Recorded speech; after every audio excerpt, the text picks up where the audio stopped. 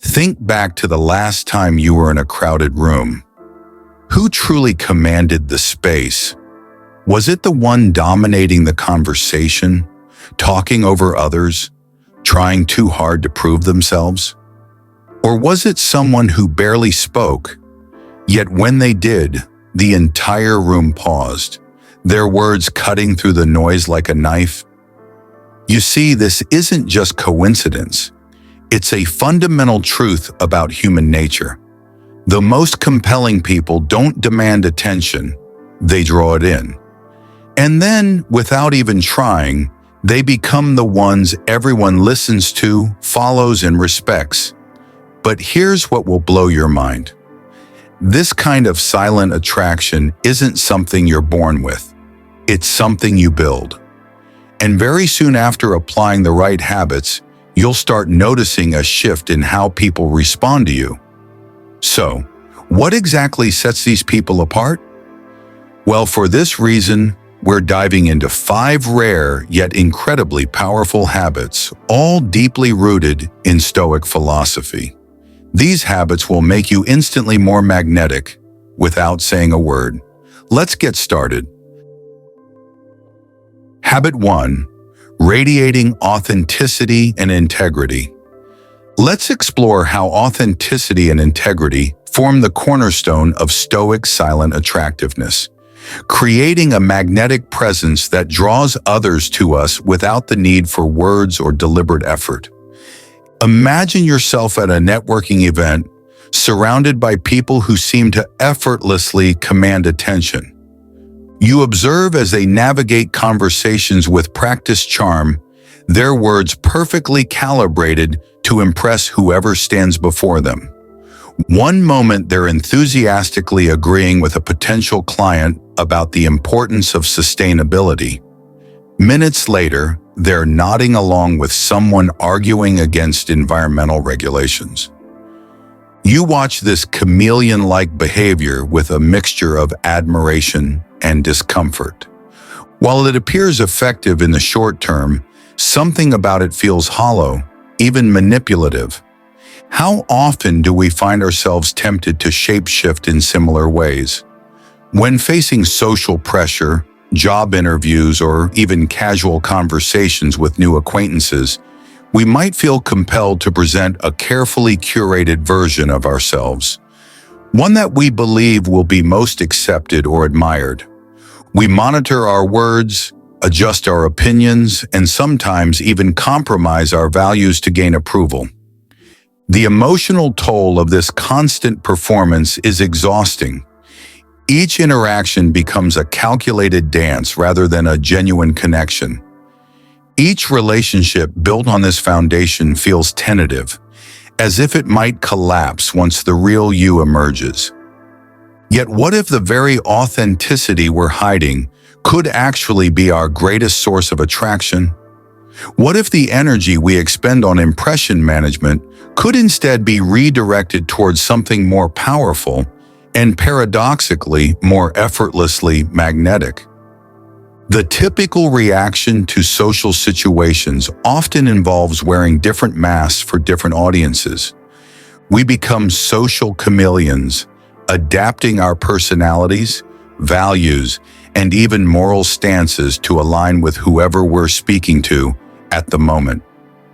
We laugh at jokes we don't find funny, express opinions we don't truly hold, and suppress aspects of ourselves that might invite judgment or rejection. The consequences of this approach are far-reaching and often devastating to our inner well-being. Relationships formed on pretense remain superficial. Our sense of self becomes fragmented and uncertain. We experience the nagging discomfort of inauthenticity, what psychologists call cognitive dissonance, as our actions repeatedly contradict our true beliefs and values. Moreover, despite our best efforts at concealment, people are remarkably perceptive at detecting inauthenticity. They may not immediately identify what feels off, but something in our manner often signals inconsistency. This undermines the very trust and connection we were hoping to establish. So how can we break this self-defeating cycle? What alternative approach might better serve both our social goals and our psychological health? The Stoic philosophy offers a compelling alternative: radical authenticity grounded in unwavering integrity. Rather than seeing our true self as something to conceal or modify for social acceptance, Stoicism suggests that authentic self-expression, when aligned with virtue, creates a silent but powerful form of attractiveness that supersedes superficial charm.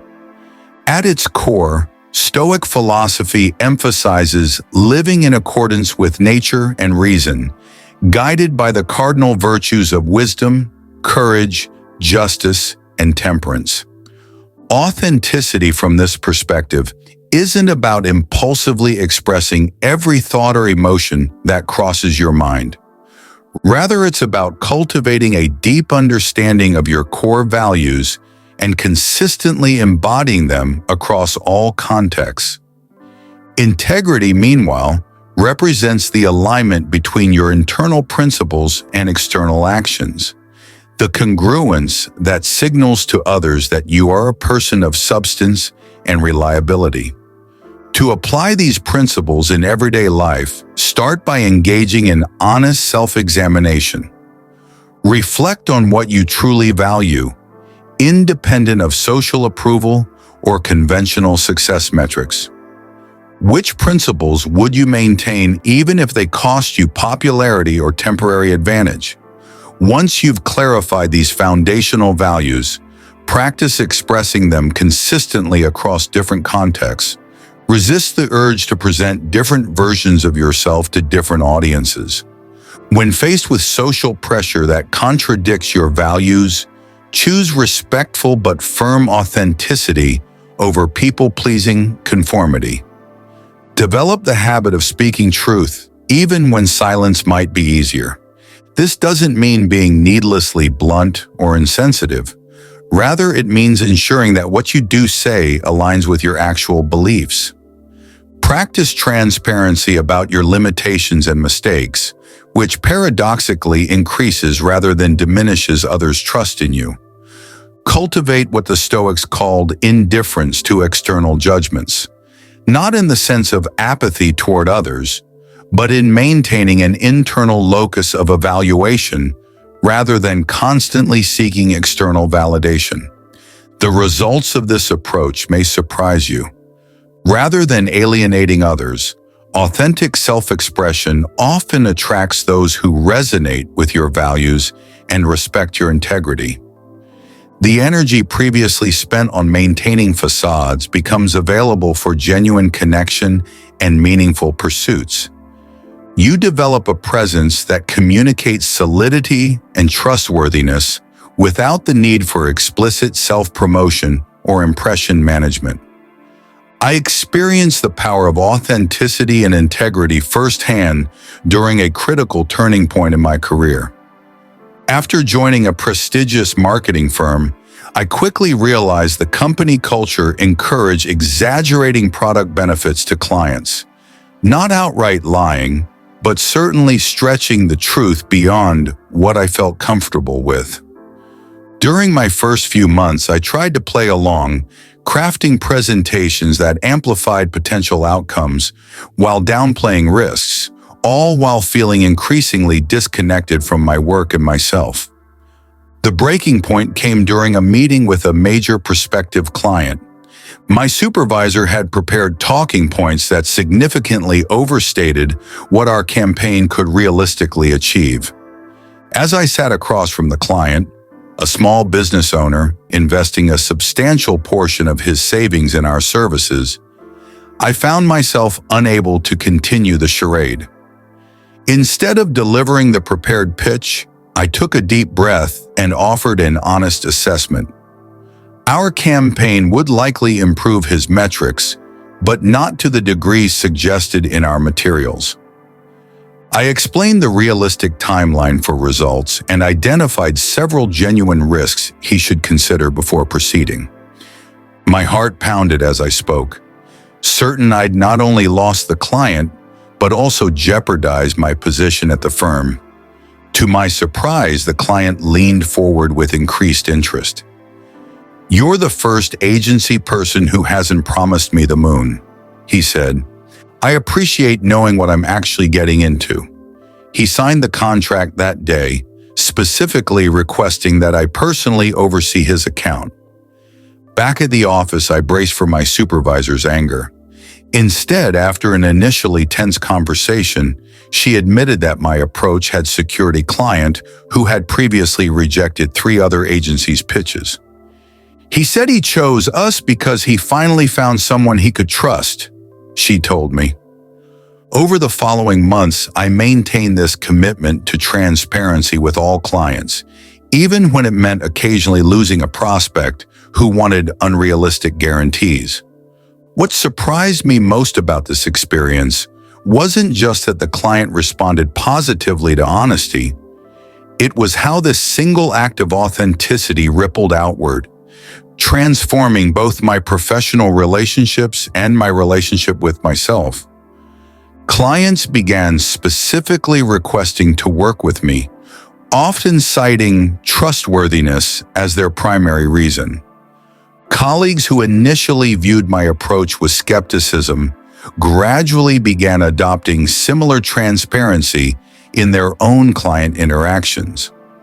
My supervisor eventually asked me to help develop new communication guidelines for the entire team. The significance of this shift extends beyond professional success. By aligning my actions with my values, I eliminated the cognitive dissonance that had been draining my mental and emotional energy. Work became meaningful again rather than merely performative. I discovered that integrity creates a foundation of trust that no amount of strategic impression management can duplicate. Most importantly, I learned that authenticity isn't just a personal virtue, but a powerful force of attraction. One that draws people toward you based not on who you pretend to be, but on who you truly are. The lesson became clear. In a world filled with carefully curated personas and strategic self-presentation, simple authenticity stands out precisely because of its rarity. When you stop exhausting yourself by maintaining different facades for different audiences, you release an energy that naturally attracts others. Your silent commitment to integrity speaks volumes more than any crafted impression ever could. Habit 2. Mastering presence and mindfulness. Let's explore how cultivating true presence has become one of the most powerful, yet understated forms of attraction in our increasingly distracted world. Imagine you're at a networking event where everyone is half engaged in conversations while surreptitiously checking their phones. You approach someone who immediately puts their device away, makes genuine eye contact, and gives you their complete attention. How does that make you feel? Most people experience an immediate sense of validation and importance, a refreshing departure from the fragmented interactions that dominate modern social exchanges. When someone truly sees you amid the chaos of partial attention, it creates a surprisingly powerful connection. But why does this simple act of presence feel so rare and valuable? The typical response in social situations today involves divided attention, listening with one ear while mentally preparing what to say next, scanning the room for more important contacts, or periodically checking notifications. These behaviors might seem normal, but they create a pervasive sense of disconnection, leaving others feeling unimportant and quickly forgotten. What happens when you break this pattern? The ancient Stoics recognized something profound about human psychology. That quality of attention, not quantity of words, determines the depth of human connection. They understood that being fully present, what we now call mindfulness, creates a gravitational pull that mere words cannot achieve. Stoic philosophy emphasizes prosocial, or heightened attention as essential to living virtuously. In practice, this means eliminating distractions, not just externally but internally, quieting the mental chatter that prevents genuine connection. Try this. During your next conversation, resist the urge to formulate your response while the other person is still speaking. Instead, absorb their words completely, notice their expressions, and allow a natural pause before responding. This simple shift creates space for authentic connection rather than performance. The results become evident quickly. People lean in, share more openly, and remember interactions with you long after they've forgotten conversations with more outwardly charismatic individuals. I discovered the power of this approach unexpectedly during a dinner with my wife's colleagues, a group where I typically felt like an outsider. Normally, I'd prepare clever anecdotes beforehand or mentally rehearse industry knowledge to appear interested and interesting. That evening, feeling particularly exhausted, I abandoned my usual strategy and simply focused on being present with whoever was speaking. When the CEO's wife began discussing her volunteer work, a topic I knew nothing about, I didn't panic about what to contribute. Instead, I gave her my complete attention, asking questions that naturally arose from curiosity rather than social obligation. What began as a few minutes of conversation extended to nearly an hour, with others gradually joining our discussion. What surprised me most wasn't just her warmth toward me afterward, but the comments from others who hadn't been part of our conversation. "You two seemed to be having the most interesting discussion of the night," one person remarked. I hadn't spoken particularly eloquently or shared impressive insights. I had simply been fully present, and that presence created its own magnetic field. The lesson became clear. In a world where attention is increasingly fragmented, the ability to be genuinely present isn't just polite. It's powerfully attractive, creating connection through quality of attention rather than quantity of words. Habit 3. Cultivating the power of silence. Let's examine how strategic silence, building upon the foundation of presence we've established, can dramatically enhance your magnetic appeal without saying a word. Imagine you're in a team meeting where an important but contentious topic is being discussed. Everyone is talking over each other, desperately trying to have their opinions heard.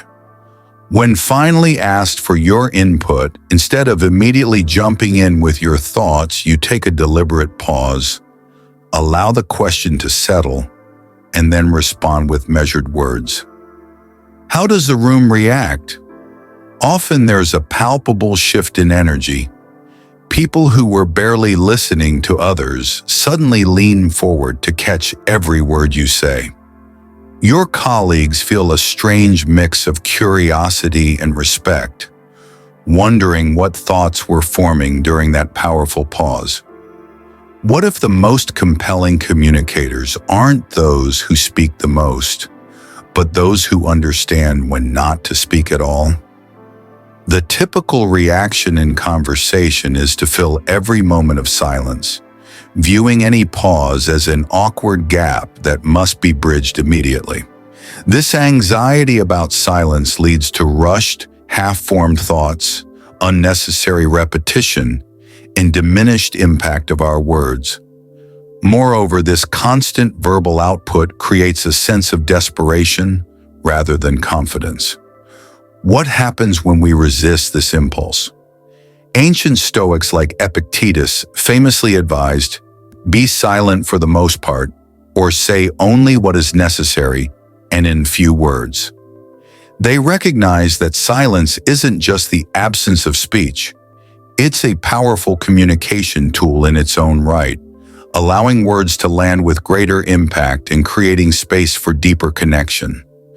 Stoicism teaches that self-mastery includes control over speech, with Marcus Aurelius noting that unnecessary words diminish one's presence rather than enhancing it. To practice this Stoic principle, try implementing the 3-second rule before responding to questions, particularly important ones. Count silently to 3 before speaking, allowing yourself time to formulate a thoughtful response rather than an impulsive reaction. Start noticing habitual verbal fillers, like, you know, and practice replacing them with comfortable silence. When making an important point, try stating it clearly and then remaining silent, allowing others to absorb your words rather than immediately diluting them with clarifications.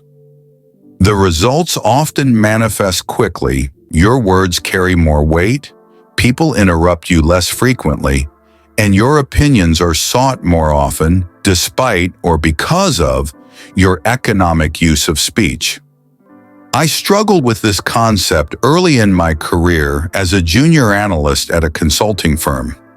During client presentations, I felt compelled to demonstrate my value by speaking at every opportunity, often over-explaining simple concepts or repeating points my colleagues had already made. After one particularly rambling presentation, my mentor pulled me aside.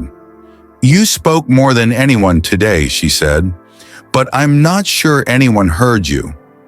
Her feedback stung, but proved transformative. For our next client meeting, I challenged myself to speak half as much, but with twice the preparation.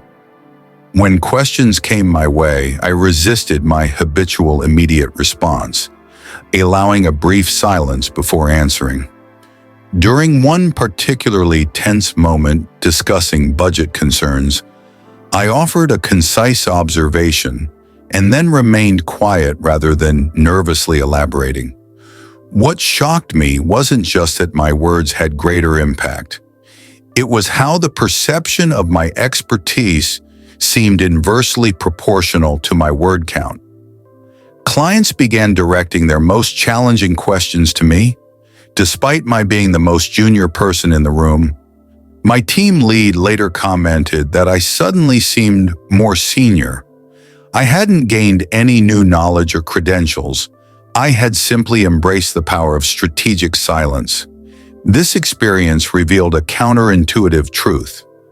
Our credibility often grows not from displaying all we know at once, but from the restraint that suggests there's much more beneath the surface, creating a gravity that pulls others toward what remains unsaid. Habit 4. Embodying silent elegance, posture, and demeanor. Let's explore how your physical presence communicates volumes about your inner state, building upon the mindfulness and strategic silence we've already discussed as foundations of silent attractiveness. Imagine walking into an important interview or first date. Before you've said a word, the other person has already formed impressions based solely on how you entered the room. Did you shuffle in with hunched shoulders and darting eyes, or did you move with purpose and calm assurance? In these crucial first moments, your body is speaking a language more primal and often more believable than any words you might say. Most people experience a mixture of nervousness and self-consciousness in such situations, mentally rehearsing what they'll say while completely neglecting how they're physically presenting themselves. Meanwhile, the other person is subconsciously reading your body language and making instant judgments about your confidence, competence, and character. What if the most important communication happening isn't what you're planning to say, but what your body is already silently declaring? The typical reaction to social pressure is to focus entirely on verbal content while allowing your body to broadcast anxiety. Shoulders tense and raised toward your ears, breath shallow and quick. weight shifting from foot to foot, eyes darting around the room. These involuntary physical expressions create a disconnect between what you say and what you embody, undermining your words before they're even spoken. Furthermore, this physical tension creates a feedback loop, making you feel even more anxious and less present. What would happen if we approach this problem differently? The ancient Stoics understood that philosophy wasn't just a mental exercise, but a physical practice. Zeno of Citium taught that true wisdom is reflected in one's bearing and movement. They recognized that how we carry ourselves not only communicates to others, but also influences our own internal state. Stoic philosophy emphasizes the concept of decorum, the external manifestation of internal virtue.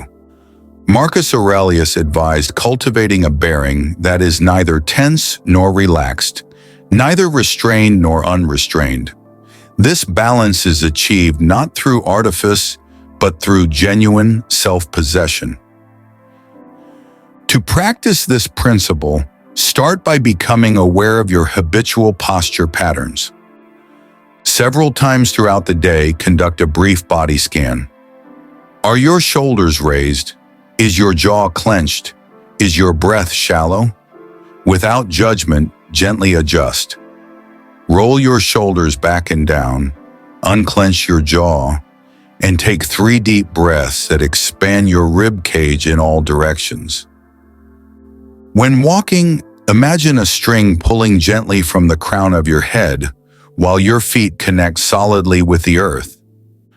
When sitting, feel your sitting bones making contact with the chair while your spine rises with natural dignity. The results manifest both externally and internally. Others perceive you as more authoritative and trustworthy, while you experience greater calm and confidence. I learned the transformative power of embodied presence during a career transition from academic research to corporate consulting. In my academic role, I developed a habit of hunching over my research, physically contracting as if to protect my ideas. When I began presenting to corporate clients, I brought this physical pattern with me. Shoulders rounded, gaze often directed at my notes or slides rather than at my audience. After a presentation that felt flat despite solid content, a colleague who had been a former dancer offered an observation. "Your ideas are strong," she said, "but your body is apologizing for taking up space." Her comment struck me deeply.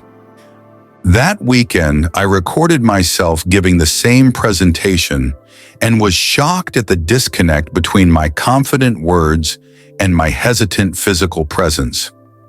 I began working deliberately on my posture, practicing presentations while standing tall with an open chest, making deliberate eye contact, and moving purposefully rather than nervously pacing. What astonished me was how quickly this physical adjustment changed not just others' perception of me, but my own internal experience.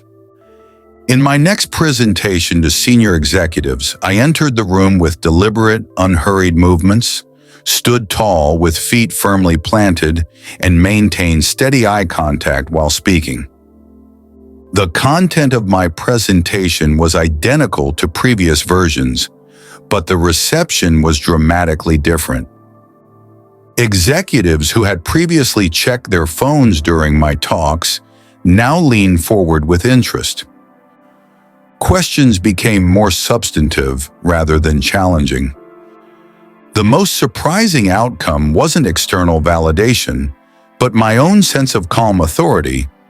By embodying confidence physically, I began to feel it internally. This experience revealed that silent elegance isn't about artificial posturing, but about physical alignment with your inner worth, creating a presence that communicates strength without having to announce it. Habit 5: the strength of inner composure and emotional resilience. Let's examine how cultivating emotional resilience complements our previous habits, creating an unshakable foundation for silent attractiveness that radiates from within rather than being projected outward.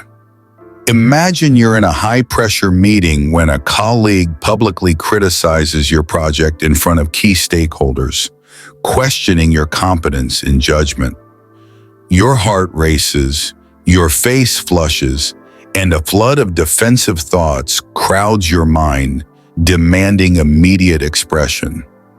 Everyone in the room is watching your reaction, and this moment will likely color their perception of you long after the meeting ends. Most people in this situation experience an overwhelming urge to either counterattack aggressively or visibly withdraw in embarrassment, fight or flight responses that feel impossible to override in the moment. The intensity of these emotions can make you feel as if you've lost control not just of the conversation, but of your very presence in the room. What if, however, the most powerful response isn't what you say in your defense, but how you maintain your composure when everything within you is urging reaction? The typical reaction to criticism or pressure is emotional contagion. We absorb and then mirror the emotional energy directed at us. If someone is agitated, we become agitated. If someone is critical, we become defensive. This reactivity, while natural, creates several problems. It diminishes our presence, hands control of our emotional state to others, and often leads to words or actions we later regret. Furthermore, this pattern of emotional reactivity creates a reputation for unpredictability rather than reliability. What would happen if we interrupted this automatic cycle? The Stoics identified this very challenge thousands of years ago, developing practices specifically designed to cultivate what they called apatheia. Not apathy in the modern sense, but freedom from being controlled by destructive emotional impulses. Stoicism teaches that emotions themselves aren't problematic. It's our judgments about situations that create emotional turmoil. Epictetus famously stated, "Men are disturbed not by things but by the views which they take of them." This principle forms the foundation for modern cognitive behavioral psychology. To practice this aspect of Stoicism, start by implementing a pause practice whenever you feel emotional reactivity rising. Before responding to any emotionally charged situation, take a single deep breath while mentally saying, "This is not happening to me, it is simply happening." Then ask yourself, is this within my control or outside my control? For matters outside your control, practice conscious acceptance. For matters within your control, focus solely on your response rather than the trigger. Another powerful practice is premeditation of adversity. Spending 5 minutes each morning imagining potential challenges and visualizing yourself responding with calm dignity. These practices gradually create an internal buffer between stimulus and response, allowing you to maintain composure when others lose theirs. I discovered the magnetic power of emotional resilience during a particularly challenging period in my career. Our department was undergoing restructuring, creating intense competition for remaining positions. During a team strategy session, a colleague who felt threatened by my work deliberately misrepresented my contribution to a recent project, suggesting I had claimed credit for his ideas. The room grew uncomfortably quiet as all eyes turned to me, expecting the typical heated defense or awkward denial. Internally, I felt a rush of anger and anxiety, but instead of immediately responding, I took a slow, deliberate breath. I reminded myself that his perception and actions were outside my control. Only my response was within my sphere of influence. What happened next surprised everyone, including me.